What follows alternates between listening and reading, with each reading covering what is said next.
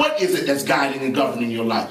When you look at the text, it tells me that Ezekiel sits down and identifies who is Lord in his life. Who is the one that's really driving it, and what is really driving your life? What is it that really is compelling? Because if you're getting up every day and the bill collectors are telling you, and your bills are driving you, and other folks are directing you, that means that they are now Lord over your life. But if you begin to understand that God has created you and there's a purpose for your life, and if you're going to get in alignment with that purpose, then you begin to understand God is really in charge of your life.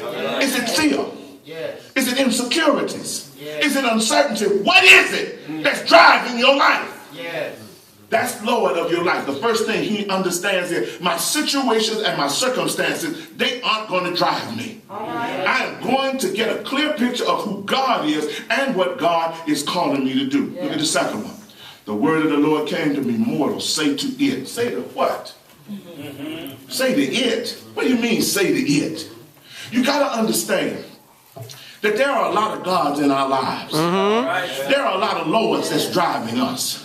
But if you begin to get a clear picture of who this God that created you has created you to be, not to do, but to be. If you can get a clear picture that God has created me to be, and to be this, when those situations and circumstances come up, the to be that the God has called you will cause you to speak to whatever that situation is, and that situation loses power over you. It no longer governs you or guides you. Fear won't govern and guide you. Your situation or circumstances lose power because the God who has shaped you to be, and that be drives you.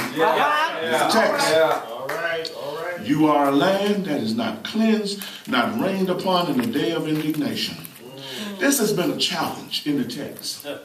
See, most of the time that we start talking about, particularly in our 21st century, whenever we start talking about rain, all we want to talk about is prosperity. All we want to talk about is wind, rain. And there are some concepts in the Hebrew Bible that talk about concepts of rain and blessing. No ifs, ands, buts about it. But Ezekiel is talking about a rain that must come in order to cleanse you so that you can be repositioned. Because if God don't clean you, you're going to end up repeating whatever it was that you're doing and going to end up in the same condition that God is trying to free you from.